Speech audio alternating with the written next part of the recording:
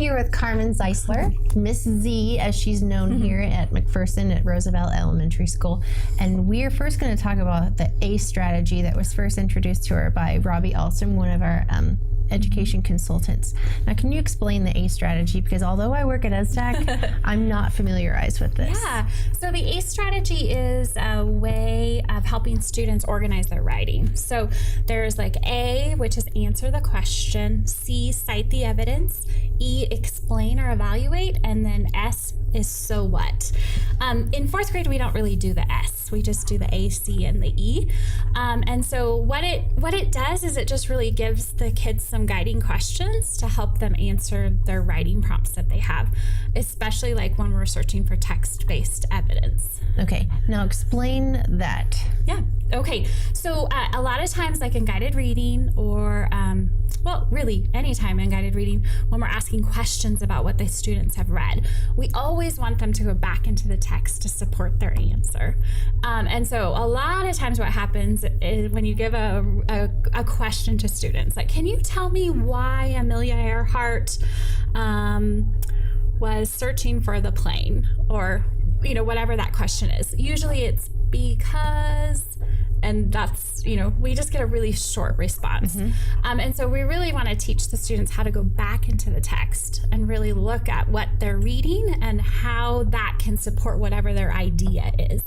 And so this strategy just really helps them to organize it. And we use like a graphic organizer with it. So like it has like A and then a space for them to answer the question, and then C and a space for them to cite their evidence from the text, and then E, explain it. And what happens because of using this strategy is the students are able to really dig deeper into the text. When I didn't use this strategy, I was just getting really basic answers, and I really couldn't tell if my kids were really truly connecting or evaluating the text because it was just kind of a yes or no thing. But ACE kind of makes them have to go in and answer their question. One of my favorite examples is last year. I taught my students for 2 years, so 4th and 5th grade last year. And one of my students, he was kind of one of those, he hated writing. And so his responses were always like 1 or maybe, if we were lucky, 2 sentences. And so at conferences for 3rd quarter, we were doing The Lion, the Witch, and the Wardrobe and guided reading that quarter. And so I showed his parents and I showed him like his very first writing piece from that first day of Lion, the Witch, and the Wardrobe, and it was 2 sentences. And then because of using the ACE strategy, we looked at his very last, and it was 9 sentences long. Holy cow, that's a... Yeah, and it was 9 really good sentences. And I mean, he was definitely answering the question, and he didn't just use evidence, like one piece of evidence from the text. He had gone through and gotten 2 or 3 pieces of evidence. And so we actually printed it off because his parents were like, I think that belongs on the refrigerator. Oh, that is so neat. So we were just, I mean, it was, and that just didn't happen with one kiddo. That happened with several That was kiddos. just one story. Right, that was just one story. So did he naturally go back and look? Did it become a strategy that he built into his reading and writing? Yeah, it wasn't just like, you know, I would always say, don't forget, we need to use ACE. But it was just part of like the vernacular of our classroom.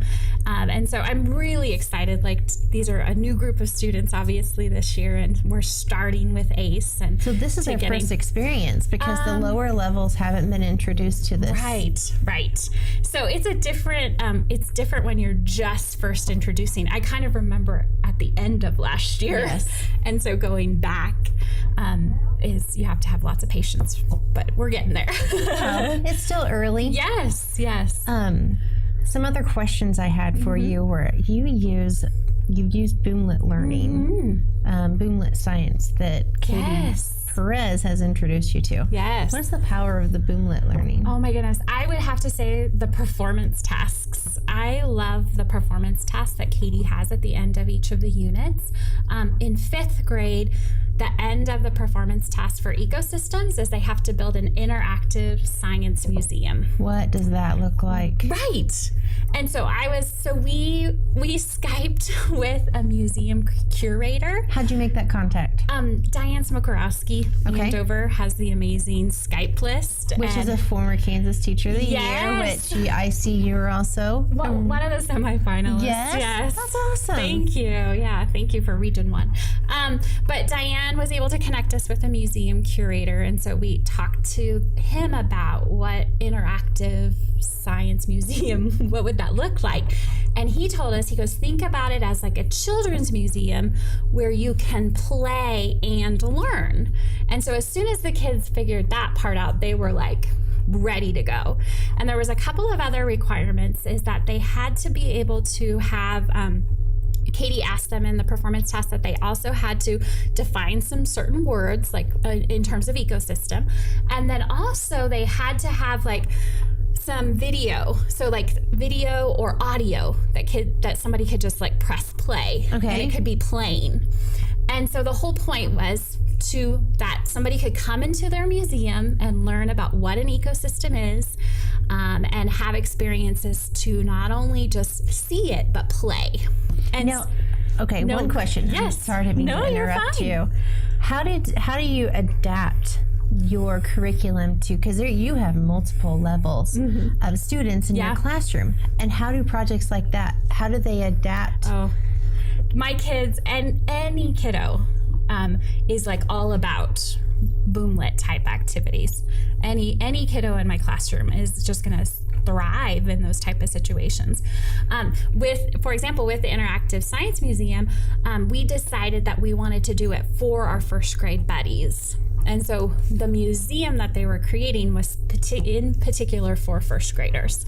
So that gave them an audience. Yes. And that helped them understand how they needed to define words and what kind of activities to do. And one of my favorite things is I had one group of students that brought in a tent that they set up in the middle of the classroom, and it was an underwater ecosystem, and it was a blue tent, and then they added like all kinds of stuff so that it looked like water, and the kids got to walk into the water, into the ocean. And then they had some activities and stuff for them to do. So obviously, if kids are bringing tents to school, there's a lot of, you have parent involvement happening. Very much so. But the kids, we really want them to just be creative and innovative, and BOOMLET allows for them to be able to do that.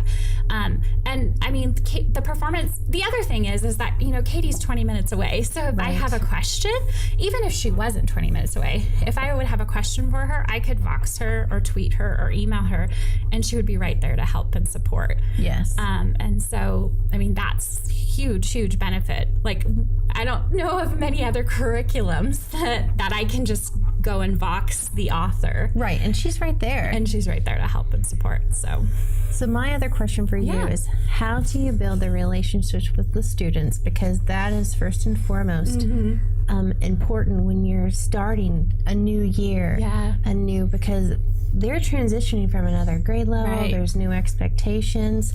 And how do you start? Because you look around the room and you can just see the awesomeness going on in here.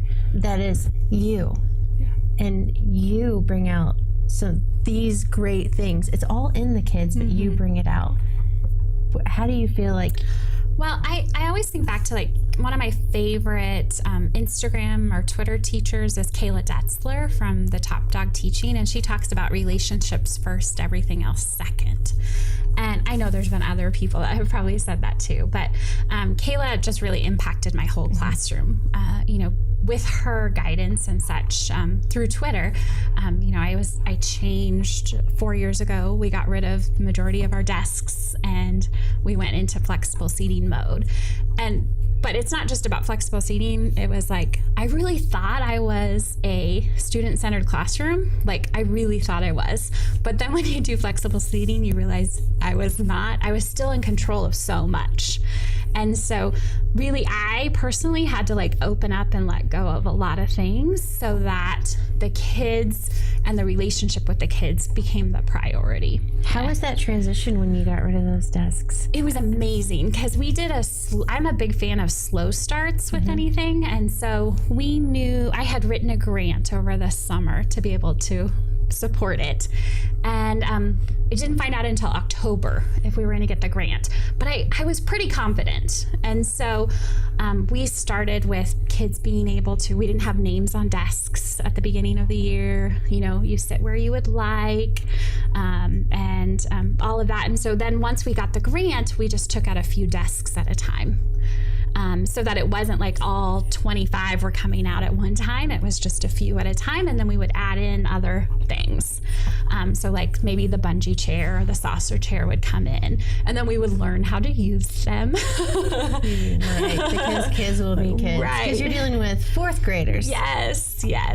But I mean, in terms of the relationship piece, we have to have a good relationship in order for flexible seating to work, because the whole basis is your best learning space. And that could look different at different times of the day, like be it math or after lunch or Really, reading. it changes. It changes. For the majority of the kids, it changes. Okay, explain that. Yeah, so I did, part of the grant is I had to do like an action research paper and like kind of talk about the results. And so I picked 5 students that I tracked throughout the whole year, and I picked 2 days a month to track where they sat. And so for most of the kids, like one of my kiddos, Renee, math, she was always at a table with, a chair. But for writing, she was on the floor with a clipboard and a pillow and a blanket. For reading, she was usually underneath something, like underneath a table or in a corner hidden.